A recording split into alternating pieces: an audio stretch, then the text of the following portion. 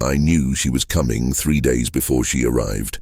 The message was simple: no threats, no drama, just coordinates, a date, and 4 words in broken English: "We finish it now." I stood on the porch of my cabin, coffee going cold in my hand, watching the snow fall over the Montana mountains. 10 years. 10 years since Arcturus III. 10 years since I looked into those 4 yellow eyes and made the stupidest decision of my military career. I should have pulled the trigger. Command said so. The after-action report said so. Hell, even my therapist said so, though she phrased it more delicately. But I didn't, and now Vaquero was coming to correct my mistake. The thing about mercy is that it makes you a fool.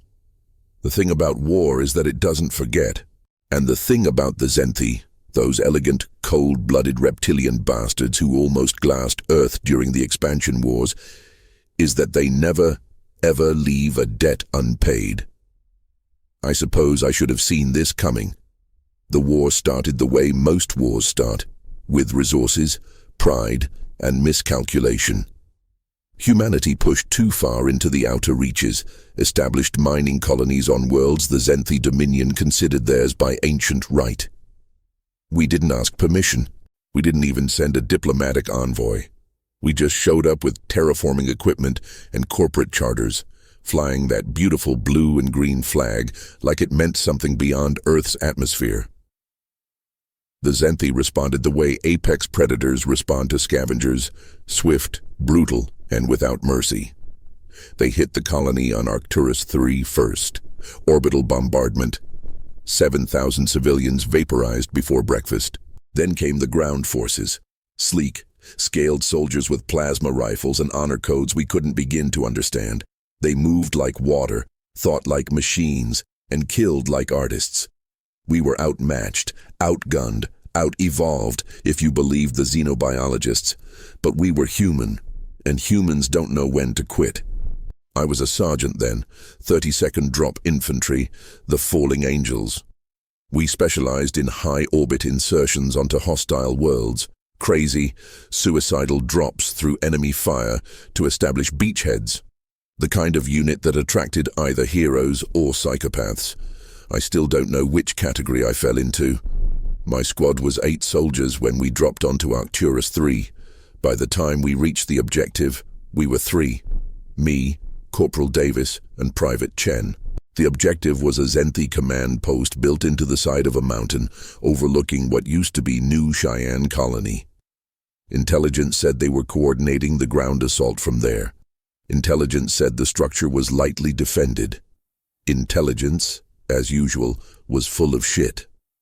We spent 6 hours crawling through frozen mud and shattered trees, watching Zenthi patrols pass within meters of our position. Their armor was beautiful, all curves and chrome, built for creatures who valued aesthetics as much as function. They moved in perfect synchronization, communicating through subsonic clicks we could feel in our chests but couldn't hear. Chen wanted to open fire. Davis wanted to abort. I wanted to complete the goddamn mission. We reached the command post at dawn. The structure was carved into the rock face, barely visible unless you knew where to look. Zenthi architecture is like that. Functional camouflage, beauty through integration with environment. They don't conquer landscapes, they become part of them. The entrance was guarded by 2 soldiers. Davis took the left, I took the right. Chen covered our approach. Silent kills.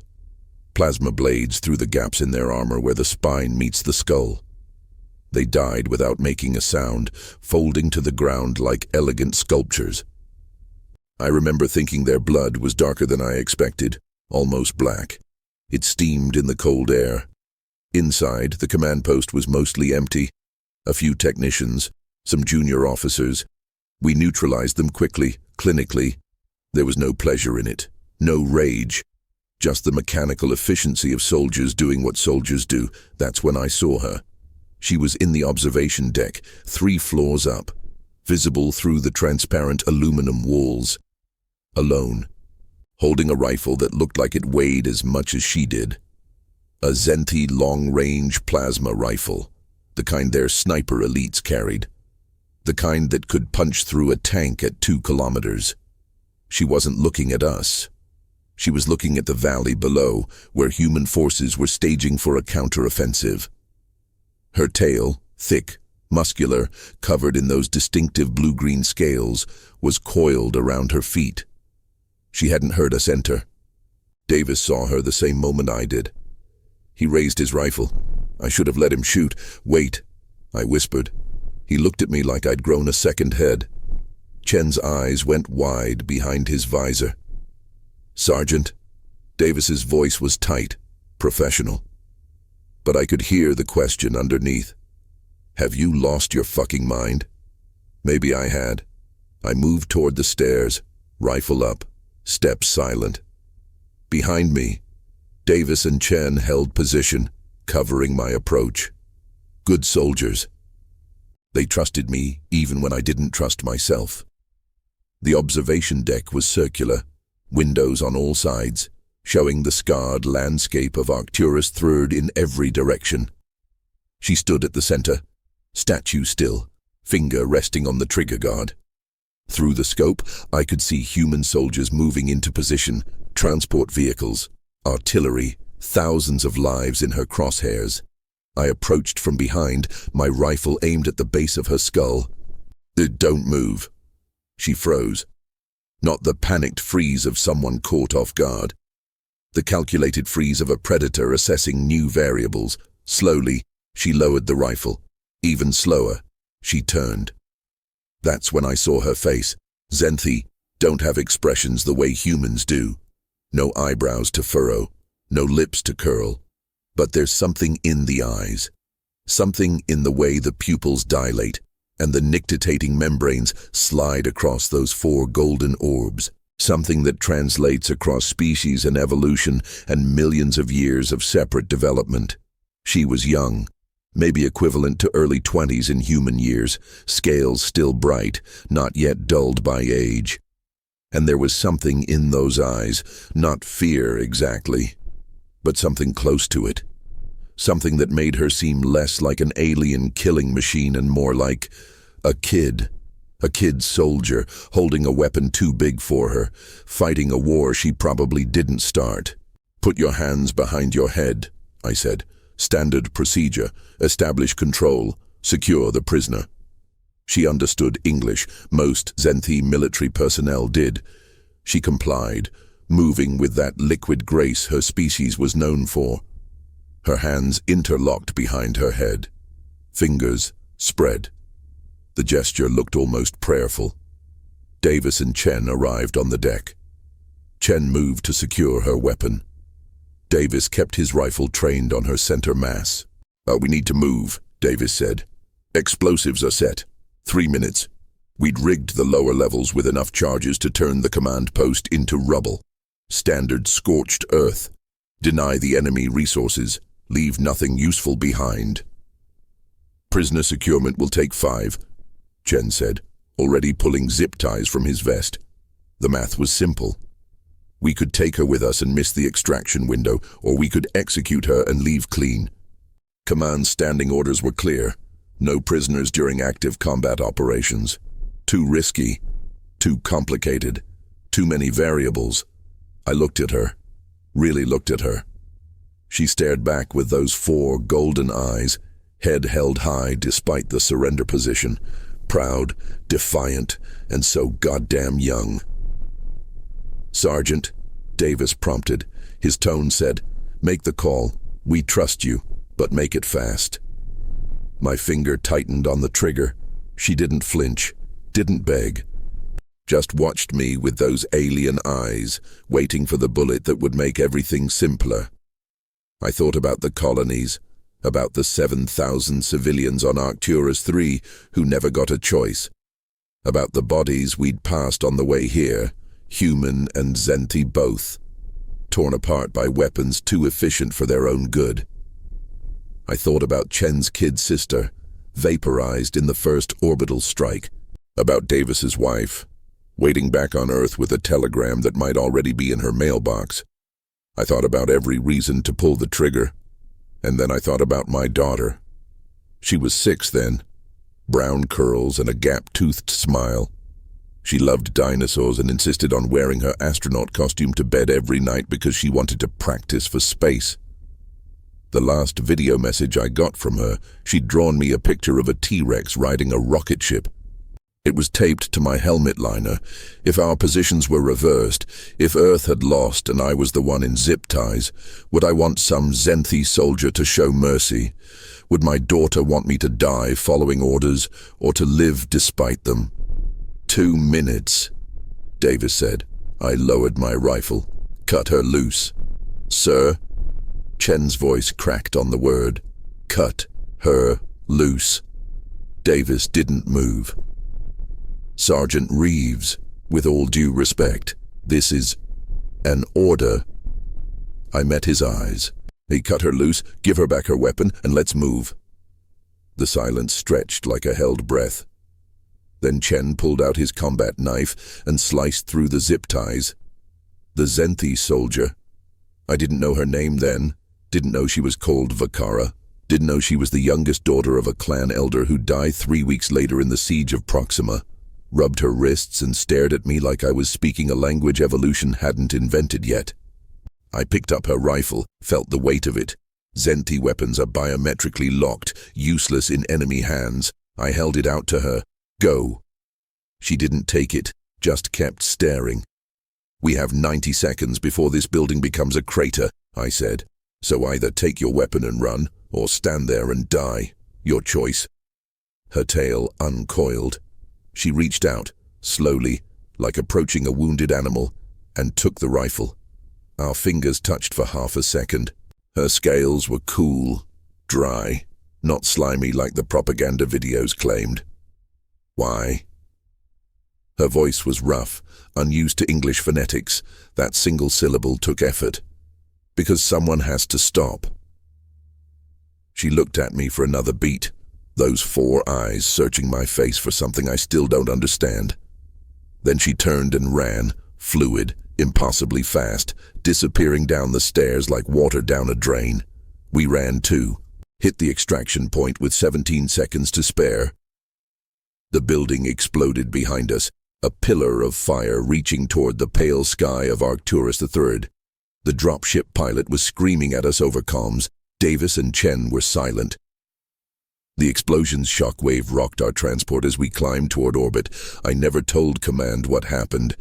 Davis and Chen never asked. It went into the after-action report as enemy sniper neutralized during facility destruction. No one questioned it. No one except me, in the dark hours of the night, wondering if I'd just signed someone else's death warrant with my mercy. The war lasted another 3 years.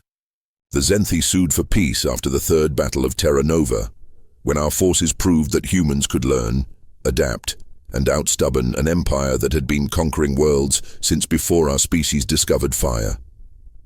The peace accords were signed on neutral ground, trade routes opened, cultural exchanges, the whole diplomatic dance. I retired, took my discharge, my pension, and my nightmares back to Earth. Built a cabin in Montana where the sky was big and empty and didn't remind me of dropships or orbital bombardments. I tried to forget. I tried to move on. I tried to convince myself that what I did on Arcturus III was mercy and not weakness. And for 10 years I almost believed it. Then the message came, 3 days ago. And now I'm standing on my porch, watching the snow fall, waiting for a Zenthi sniper to finish what I should have finished a decade ago. The coffee's cold. My hands are steady. And somewhere in the back of my mind, I can still see those 4 golden eyes, staring at me across the barrel of a gun, waiting for a bullet that never came.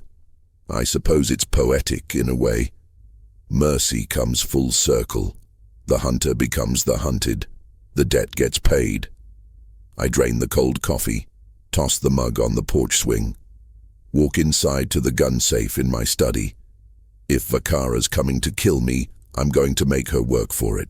But part of me, a stupid, sentimental part that should have died on Arcturus III, part of me hopes she's coming for something else. Maybe forgiveness, maybe understanding, Maybe an answer to the same question that's haunted me for 10 years. Why does mercy feel like a mistake until the moment you need it yourself? The safe clicks open.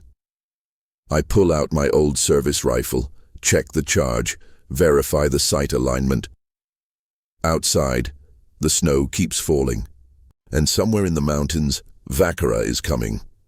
Time to find out if I was a fool or a prophet. She arrived exactly on time. I was in the woods, half a click from the cabin, prone in a hide I'd built 2 days ago. Old habits. You don't survive 3 tours as drop infantry by being predictable. If Vakara wanted me, she'd have to work for it.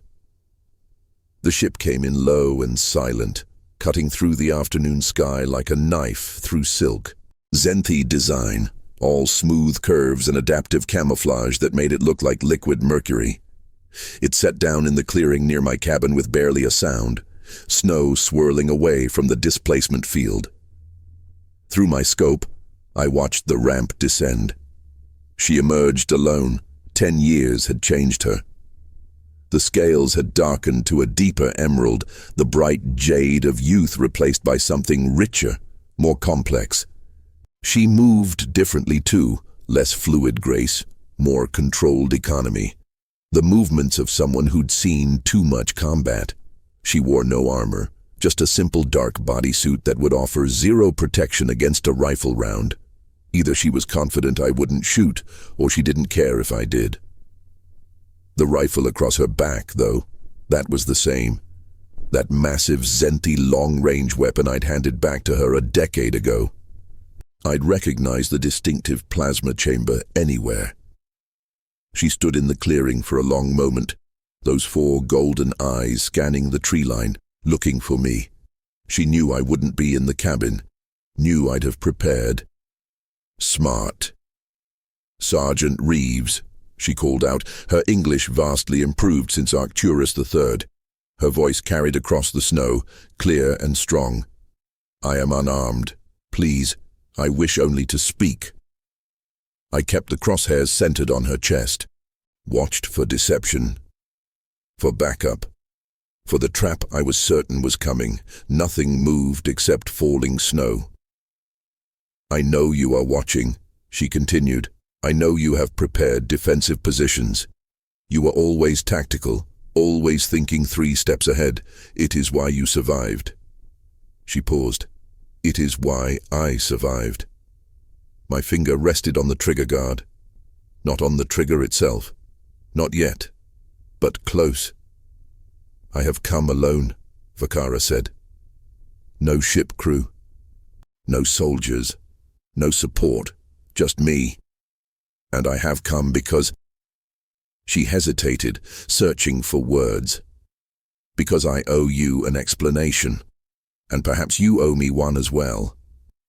I watched her through the scope for another 30 seconds. She didn't move, didn't reach for the rifle, just stood there in the falling snow, waiting. Finally, I stood up from my hide.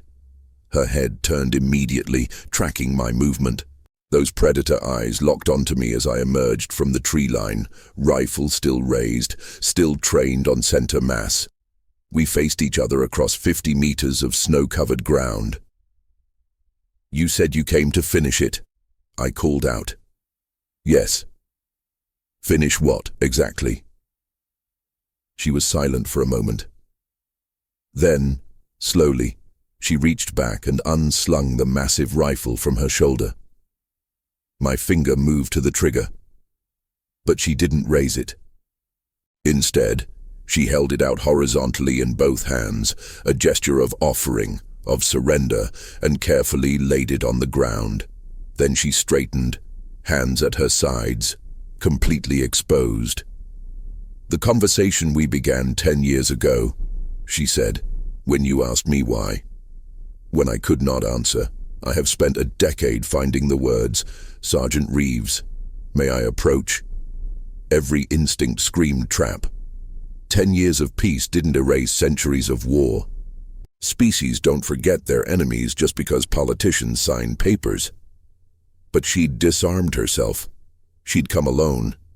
And something in her voice, something that translated across the millions of years of evolutionary divergence, something sounded like honesty. I lowered my rifle, not holstering it, just lowering it. Slowly. She walked toward me, each step deliberate and visible. Her tail dragged a line through the snow behind her. As she got closer, I could see details the scope hadn't shown. The small scars on her scales, the way her eyes tracked my every micro-movement, the tension in her shoulders despite her calm demeanor. She stopped 10 feet away, close enough to talk, too far for a sudden strike. "You look older," she said. "War ages people. Peace too, apparently."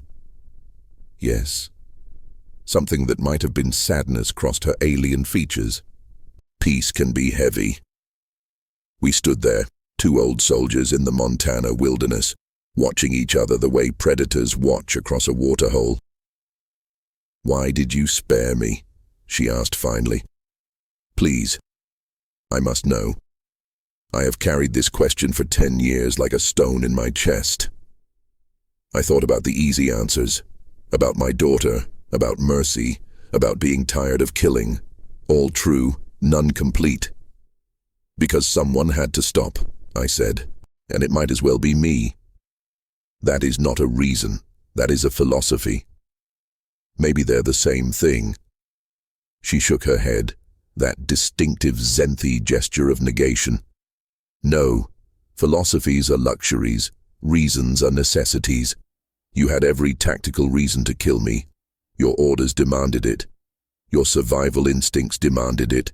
Your species' hatred of mine demanded it." Her tail lashed once, cutting through the snow. "Yet you did not. Why?" I met those 4 golden eyes. "You're not going to like the answer." "Tell me anyway." "Because you reminded me that even in war, even in the worst moments, we're still people. Not humans or Zenthi, just people. And people deserve chances." She was quiet for a long time. The wind picked up, sending snow devils spiraling across the clearing. "I killed 17 of your soldiers after you released me," she said finally. The words hit like a gut punch.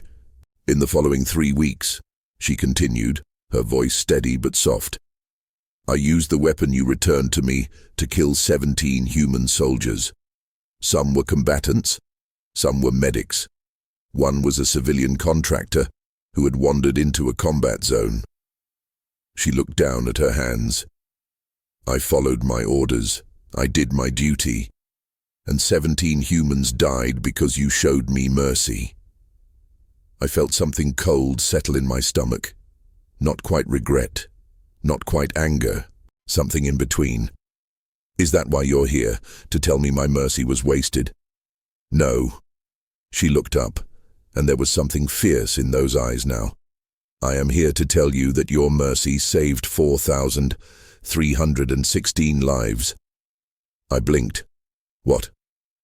"After the war ended, I returned home. I was decorated, made instructor at the Dominion Military Academy, and I taught every cadet who passed through my program one lesson that was not in the curriculum." She took a step closer. "I taught them what a human sergeant taught me on Arcturus 3, that mercy is not weakness, that the enemy is also people, that someone must choose to stop." She reached into a pouch at her belt, slowly, watching for my reaction, and pulled out a small data crystal. "These are the names," she said, holding it out. "Every Zenthi soldier I trained who survived their first combat deployment, everyone who showed mercy when they could have shown violence, everyone who chose to de-escalate instead of eliminate." She pressed the crystal into my hand. 4,316 Zenthi who learned from the human who taught me. And how many humans did they spare? How many lives branched from that single moment when you lowered your weapon? I stared at the crystal, its weight impossibly light in my palm. "The 17 soldiers," I said quietly. "The ones you killed after I let you go." I think of them every day, Vakara said. I remember their faces, their names, when I could learn them. I carry them, as I carry all my war dead, with honor and with sorrow. Her voice dropped. But I also know that if you had killed me that day, I would not have become who I became, would not have taught what I taught, would not have started the chain of mercy that spread through my species like fire through dry grass. That doesn't bring them back. No, nothing brings back the dead. But perhaps their deaths bought something valuable. Perhaps they bought the future where Zenthi and humans stand together instead of apart. She gestured at the space between us. Where a Zenthi can visit a human's home without weapons, where old enemies can become... What? I asked. Friends? Perhaps. Or perhaps something more important, witnesses, proof that cycles can break, that patterns can change. She looked past me, toward the cabin. You retired to isolation, Sergeant Reeves. You built your home far from cities, from people, from reminders. You believed your mercy was a mistake. How do you know that? Because I did the same. After the war, I requested assignment to the frontier, far from the core worlds, far from the academies and the politics and the celebrations. Her tail coiled around her feet. I thought I was broken, damaged, wrong for choosing to teach mercy instead of rage. What changed? A student asked me why I had not become bitter, why I did not hate humans despite what the war took from me. And I realized I had been asking the wrong question. She met my eyes. It is not, why did you spare me? The real question is, what did we create when we chose mercy over mission? The wind howled through the pines. Somewhere in the distance, a branch cracked under the weight of snow. My daughter, I said quietly. She's the reason I let you go. In that moment, I thought of her, and I couldn't pull the trigger. You have a daughter. She died 6 years ago. Shuttle accident on the Mars run. Mechanical failure. She was an engineer. My throat tightened. She spent her whole life trying to build bridges between species, worked on joint human-Zenthi terraforming projects, believed the future was cooperation, not competition. I'm sorry for your loss. Don't be. She lived exactly the way she wanted. Died doing what she loved. I looked at the crystal in my hand. But she never knew what I did on Arcturus 3. Never knew that her father let an enemy sniper walk away. Never knew that maybe, she was part of the reason the war ended with treaties instead of extinction. Vakara was quiet for a moment. Then she said something that broke me. She knew. I looked up sharply. What? 3 years ago, I gave a lecture at the Interspecies Engineering Symposium on Mars. A young human woman approached me afterward. Brown curls, bright eyes. She wore an astronaut patch on her jacket, a T-Rex riding a rocket ship. Vakara's voice was gentle. She said her father had served on Arcturus 3. Said he never talked about the war, but she knew he had been a good man in a bad time. She asked if I had known any human soldiers from that campaign. My vision blurred. I did not tell her the full truth, Vakara continued. How could I? But I told her that I knew of a sergeant who had shown extraordinary restraint during a critical mission, who had made a choice that changed the course of many lives. And she smiled, such a beautiful human smile, and said, "That sounds like my dad." The crystal felt like it weighed 1,000 pounds. She died 2 months later, Vakara said softly. I attended the memorial service, anonymous in the back, but I went because she was part of the chain, part of what your mercy created. I couldn't speak, couldn't move, just stood there in the snow, holding the names of thousands of lives, thinking about my daughter's smile. You asked what I came to finish, Vakara said. I came to finish thanking you. I came to tell you that your mercy was not wasted, that your doubt was not justified, that the 17 I killed do not outweigh the thousands I saved." She stepped closer, close enough that I could see the patterns in her scales, the depth in her eyes. "I came to tell you that you were not a fool, Sergeant Reeves. You were a prophet, and sometimes prophets must live with the cost of their vision." "I still see their faces," I whispered. "The ones I killed, the ones I couldn't save, the ones who died because I wasn't fast enough or smart enough or brave enough. As do I. But I also see the faces of those who lived because we chose differently, because we broke the cycle." She held out her hand, a very human gesture, probably learned from my daughter. "The war is over, Sergeant, but the peace is not yet won. It must be built, one choice at a time, one mercy at a time, one conversation at a time." I looked at her hand, at the crystal in my palm, at this alien soldier who had traveled across space to tell me that my mistake had been my greatest victory. I took her hand. Her scales were still cool, still dry, but they felt like absolution. "There's coffee inside," I said. "Real earth coffee, not the synthetic crap. You drink coffee?" "I have acquired the taste. Your daughter introduced me to it, actually. Said it was essential for any engineer worth their license." I smiled despite the tears on my face. "That sounds like Sarah."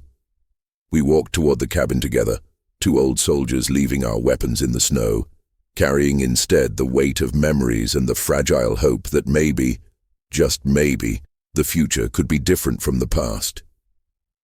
Behind us, our footprints in the snow ran parallel, not merged, not identical, but together. And that, I realized, was what mercy looked like. Not forgetting the cost, not erasing the pain, just walking forward, side by side, into whatever came next. The cabin was warm, fire crackling in the stone hearth.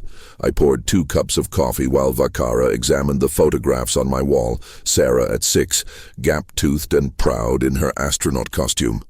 Sarah at 15, holding her first engineering trophy. Sarah at 23, shaking hands with a Zenthi ambassador at the treaty signing. "She had your eyes," Vakara said quietly. "She had her mother's courage." I handed her a mug. Everything good about her came from Elena. Everything stubborn came from me. Vakara cradled the mug in both hands, absorbing the heat. We sat in the worn leather chairs by the fire. 2 warriors pretending to be civilians, fooling no one. "The message you sent," I said, 3 days ago. "We finish it now." "I thought you were coming to kill me." "I know." She sipped the coffee, her alien features unreadable but somehow conveying appreciation. "I needed you to prepare, to be ready, because what I came to finish requires both of us at our best." "I don't understand." She set down the mug and pulled out another data crystal, different from the first. This one was darker, pulsing with a faint internal light. For after the war, both our governments established committees, Truth and Reconciliation. They called them forums where soldiers could confess their actions, seek forgiveness, process trauma. Her tail curled around the chair leg. I testified before the Zenthi committee 3 years ago, told them everything, including what happened on Arcturus III. My stomach tightened, and there was outrage. Some called me a traitor, said I should have died with honor rather than accept mercy from an enemy. But others— She held up the crystal. Others began to speak, to share their own stories of moments when they could have killed but chose restraint, when they saw humans not as vermin to be exterminated but as people. What's on that crystal? Testimonies. 73. Zenthi soldiers, all confessing moments of mercy during the war, all admitting they spared human lives when doctrine demanded death. She held my gaze. And every single one of them traced their decision back to a story they had heard. A legend, really, of a sniper named Vakara who was spared by a human sergeant and went on to teach mercy to a generation. I stared at the crystal, its light pulsing like a heartbeat. There's more, Vakara continued. Your government was conducting similar hearings, and 3 months ago, a former corporal named Davis came forward. He testified about a mission on Arcturus III where his commanding officer made an impossible decision, where a sergeant named Reeves released an enemy sniper against all orders, all logic, all reason. Davis, my old corporal. I hadn't spoken to him in 8 years. His testimony started a chain reaction, Vakara said. 41 human soldiers came forward with similar stories, moments when they showed mercy, moments when they chose humanity over orders, and every one of them said the same thing. They had heard about what you did, about the sergeant who proved that mercy in war was possible. I didn't do it to start a movement, I said quietly. I did it because I was tired, because I couldn't pull the trigger on someone who reminded me of my daughter. That is precisely why it mattered, Vakara said fiercely. You did not spare me because of doctrine or philosophy or political calculation. You spared me because in that moment you chose to see me as more than a target, as more than an enemy, as more than my species. She leaned forward. You chose to see me as someone's daughter. The fire crackled. Outside, the sun was setting, painting the snow in shades of orange and gold. The committees want us to testify together, Vakara said. Human and Zenthi. Victim and perpetrator, enemy and enemy, she paused. Or perhaps simply survivors. Testify about what? About what mercy costs, about what mercy creates, about the truth that no government wants to admit, that wars end not when one side wins, but when enough individuals on both sides choose to stop. She set the crystal on the table between us.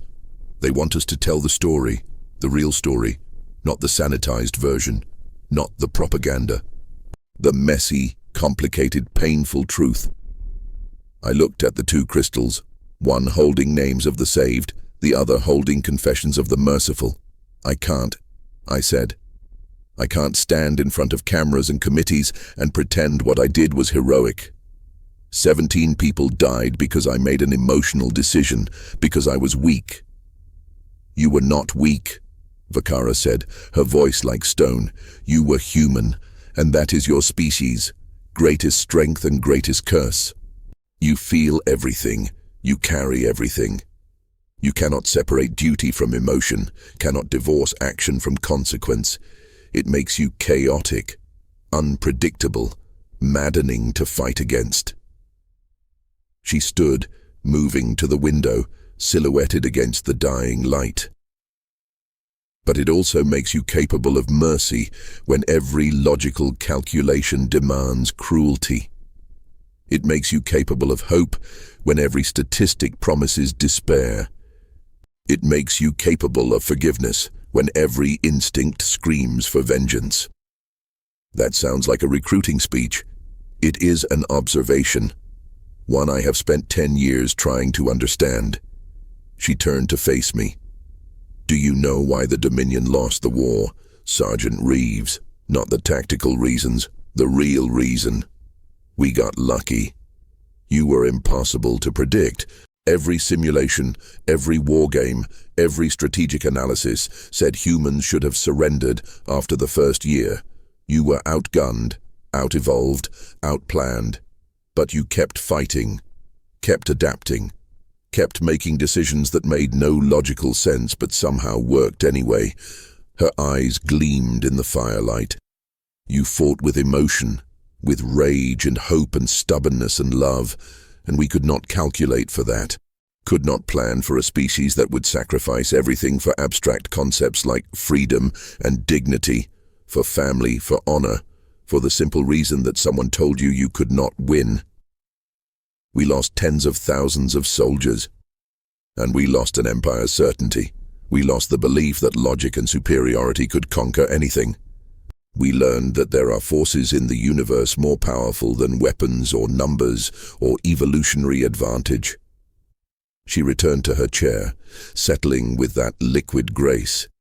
We learned that a species of emotional, irrational, barely evolved primates could teach us something fundamental about warfare. That the war is never won on the battlefield. It is won in the moment when someone chooses mercy over mission, when someone says, "No more." I sat back, feeling the weight of decades pressing down. If I testify, if I stand up there and tell this story, people will ask why I didn't save all of them, why I killed some and spared others. What makes one life worth mercy and another worth a bullet? Yes, they will ask that, and you must answer honestly. I don't have an answer. I made split-second decisions based on instinct and exhaustion and random chance.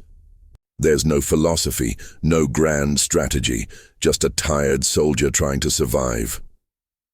That is the answer, Vakara said. That is what people need to hear. That mercy is not a system or a doctrine, it is a choice, made by fallible beings in impossible circumstances, and sometimes it is the right choice, and sometimes it is the wrong choice, and most times it is both simultaneously.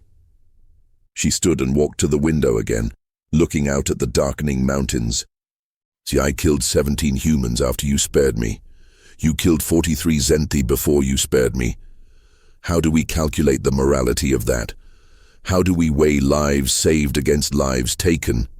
How do we measure the value of mercy? She pressed a hand against the cold glass. We cannot, and that is the truth that must be spoken, that war is chaos and morality is complex, and mercy is messy, and the best we can do is try.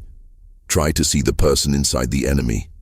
Try to remember that hatred is easy, and forgiveness is hard, and the future is built not by those who win, but by those who stop. I thought about the committees, about cameras and questions, and the weight of testimony, about Davis coming forward after all these years, about the 73 Zenthi soldiers confessing mercy, about the chain reaction started by one moment of hesitation on a mountain on Arcturus 3. What happens if I say no? I asked. Nothing. You return to your solitude. I return to my frontier post. The committees move on to other witnesses. The story gets told without us. She turned from the window. But the truth is incomplete, because we are the origin point. We are proof that mercy can echo across a decade, across a species, across the divide of war. Her voice softened. And I think your daughter would want the story told. Would want people to know that her father was not just a soldier, but a human being. Capable of violence and capable of restraint. Capable of killing and capable of mercy. Sarah's face smiled at me from the photographs on the wall. Gap-toothed and proud. Full of hope and defiance and the absolute certainty that the future could be better than the past.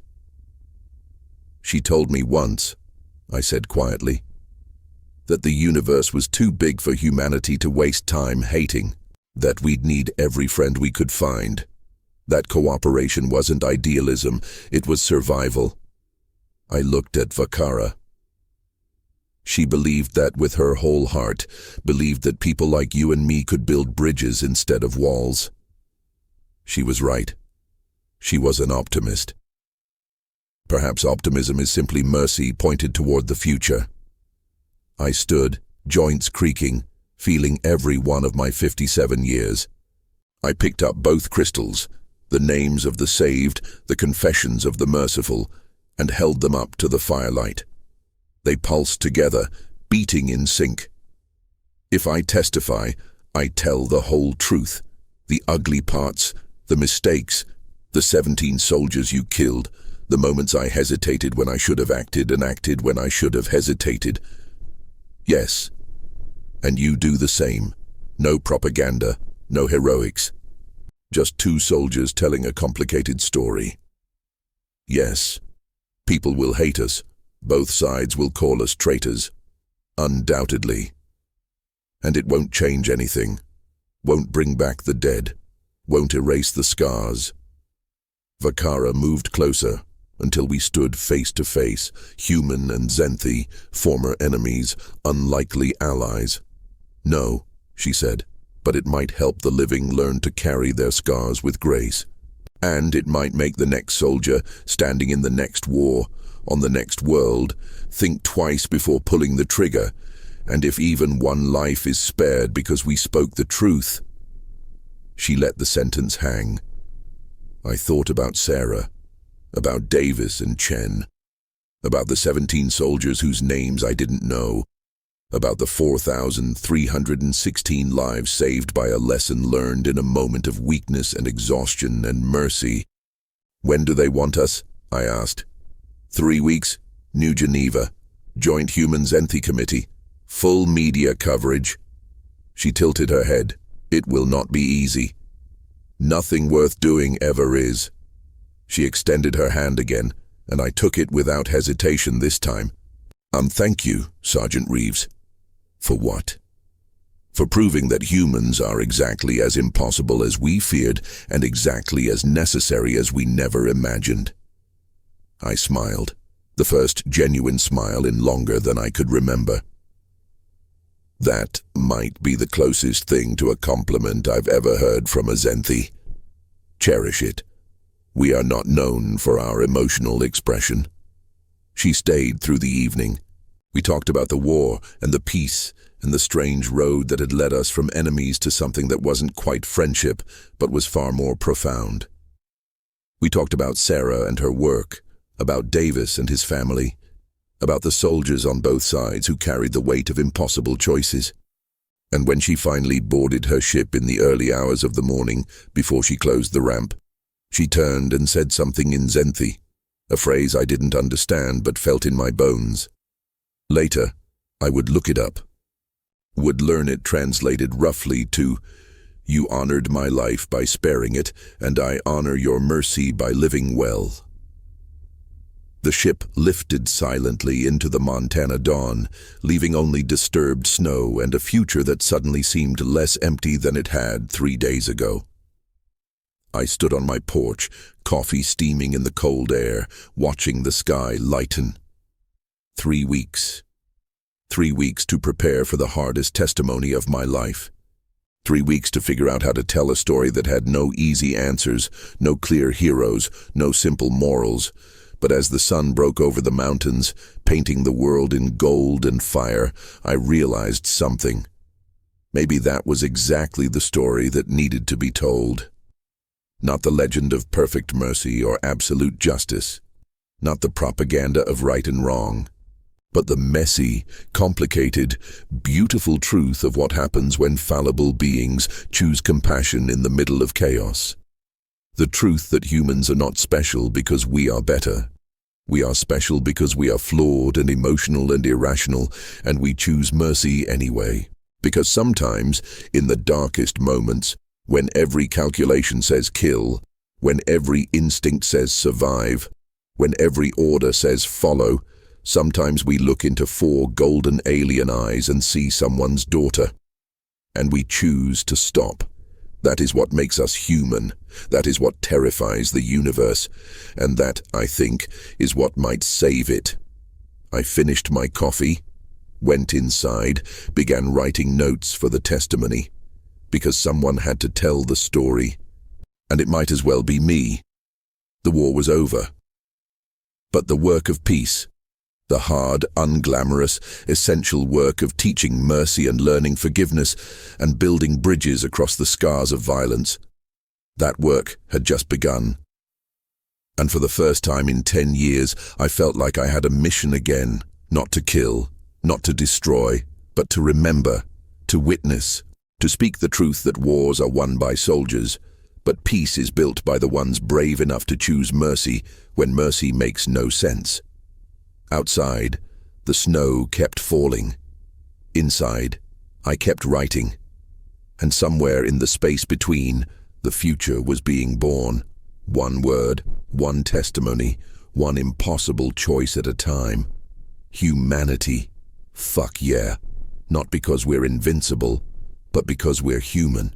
And sometimes, against all odds, against all logic, against all reason, that's enough.